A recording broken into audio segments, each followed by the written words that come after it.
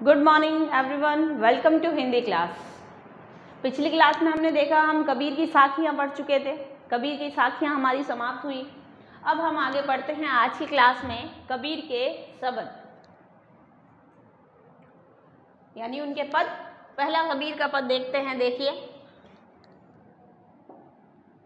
इसका भी भावार्थ आपको प्रोवाइड करवा दिया जाएगा। समझिए पहले।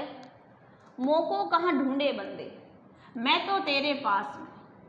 कबीरदास जी ने शब्द लिखे हैं। इसमें निराकार ब्रह्मा जो है वो अपने भक्त से कहता है, अपने भक्त से निराकार ब्रह्मा द्वारा कहा जाता है कि मोको कहाँ ढूंढे बंदे। ईश्वर कहता है कि मुझे है बंदे, हे व्यक्ति, है मेरे भक्त, मुझे कहाँ ढूंढ रहे हो।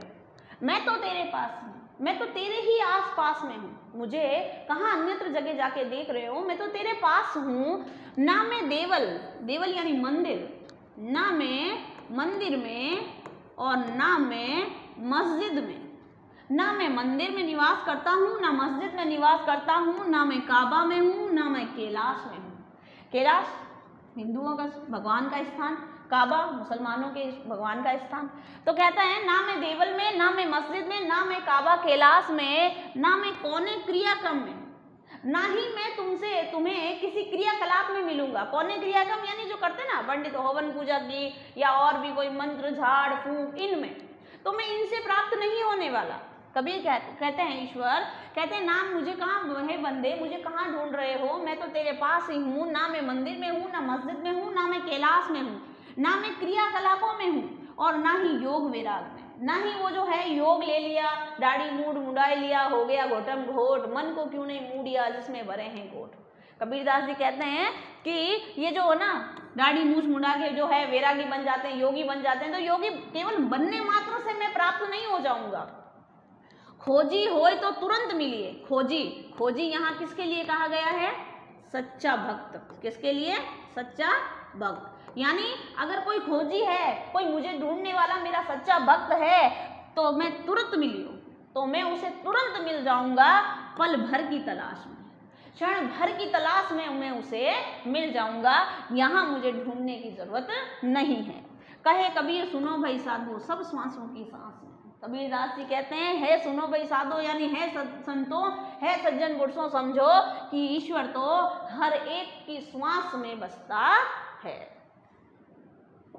यहाँ इसको आपको भावार्थ दिया है।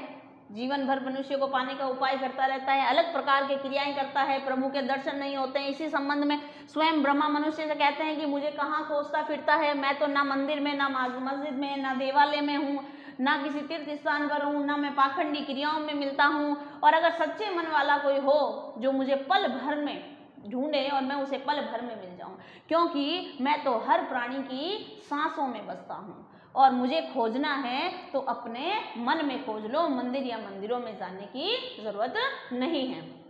अगला देखो, अगला वाला शब्द है संतो भाई आई ज्ञान की आंधी। कबीरदास जी कहते हैं कि हे सज्जन पुरुषों, हे संतों, आई ज्ञान की आंधी। हे सज्जन पुरुषों, ज्ञान की आंधी आ रही है, यानी ज्ञान का जो है मार्ग प्रशस्त हो रहा है, तुम्हें ज्ञान मिल रहा है। भ्रम की टाटी, छप्पर जो है उड़ गया। जो इंसान, जब ज्ञान की आंधी आती है, जब मनुष्य में ज्ञान उत्पन्न होता है, जब मनुष्य के भीतर ज्ञान आता है, प्रकट होता है, तो भ्रम की टाटी यानी भ्रम रूपी जो उसके दिमाग में जो भ्रम की टाटी यानी छप्पर लगा होता है, जिसको जो भ्रम रहता है, उसके अंदर अज्ञान रहता है, वो सब उड़ जाता है। कब उड़ जाता है भ्रम? जब ज्ञान की प्राप्ति होती है। माया रहे न बांधी, फिर इंसान, फिर व्यक्ति मोह माया में बंधा हुआ नहीं रहता है। कब नहीं रहता है? जब मनुष्य को ज्ञान की प्राप्ति हो जाती है। हिति चित की धुनी गिरानी, मोह बलिंदा टूटा।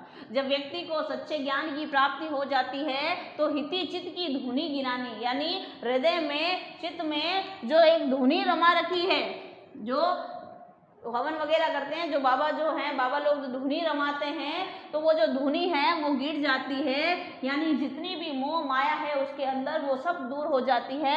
मोह बलिंदा टूटा, और प्रेम रूपी मोह का जो दुनिया से मोह में आसक्त रहता है व्यक्ति, ज्ञान की प्राप्ति नहीं कर पाता, वो मोह का बलिंदा टूट जाता है।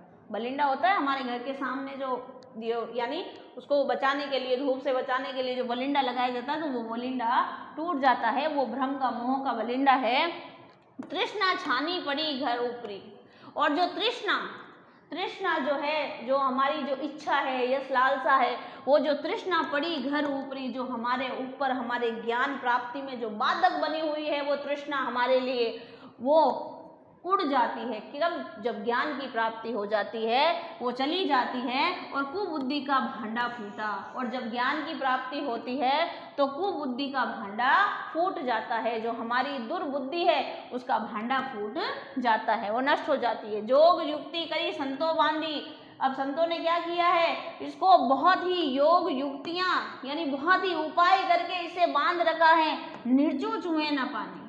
अब इसमें अज्ञान रूपी पानी, निर्जु यानी जरा सा भी पानी चवने, यानी कहते हैं ना कहीं भी दीवार में थोड़ा सा छेद हो जाता है, पानी चवने लग जाता है, तो टपकने लग जाता है। तो यह ज्ञान का जो है संतों ने ऐसा उपाय करके बांधा है कि अब जो है अज्ञानता हमारे पास नहीं आ सकती।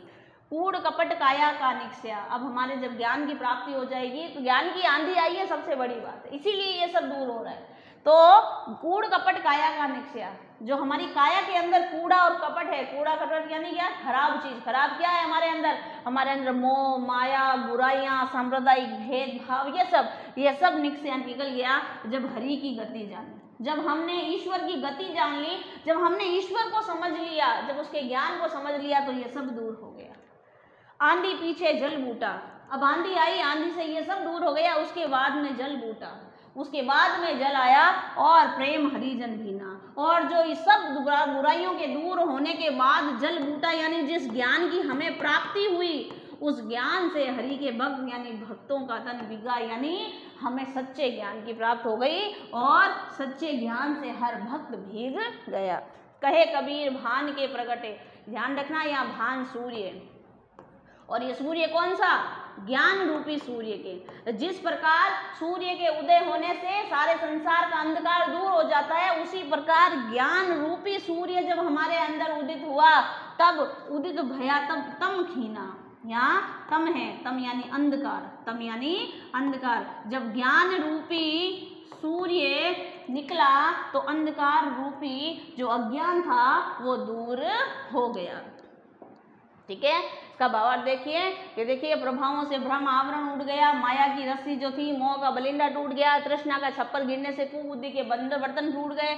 संतों में योग साधना के उपाय से नए मजबूत छप्पर बनाया, तनिक भी पानी अब नहीं टपकता है और शरीर का निष्कपट दूर हो गया। इस ज्ञान रूपी आंधी के कारण प्रभु भक्ति की जो वर्षा हुई, उससे हर कोई हरि के प्रेम में भीग गया और इस प्रकार ज्ञान के सूर्योदय से संतों के मन का अंधकार नष्ट हो गया। तो ये हमारा यहाँ पर कबीर की साखियाँ और शब्द समाप्त होते हैं। आई होप कि आपको बहुत अच्छी से समझ में आया होगा, भावार्थ दिया है, आप इसे एक बार फिर से देख सकते हैं। धन्यवाद।